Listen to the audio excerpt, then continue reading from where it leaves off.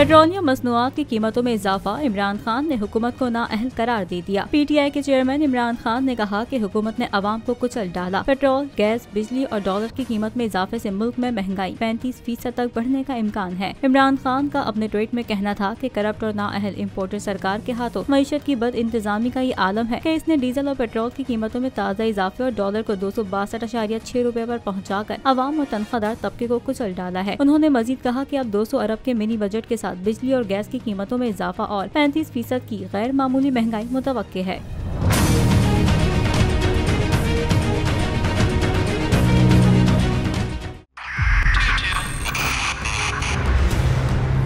2022 बहुत सारे तोहफे भी देखे गया पाकिस्तान की आवाम को। पाकिस्तान की आवाम को एक तोहफा ये दिया कि आवाम को पता चल गया कि पाकिस्तान का मीडिया क्या है। साल 2022 में सबसे ज्यादा देखे जाने वाला चैनल बोल न्यूज रहा नंबर 1। हमने बहुत सारे शोज और ट्रांसमिशंस की, पूरा साल मुसलसल जदोजहद में निकल गया कि ये वोट ऑफ कॉन्फिडेंस के पीछे कौन लोग थे।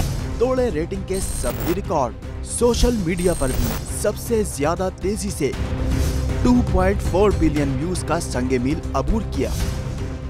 एंकर्स को भी आवाम में सबसे ज्यादा मकबूलियत मिली और सोशल मीडिया पर भी बोल रहा सब पर भारी।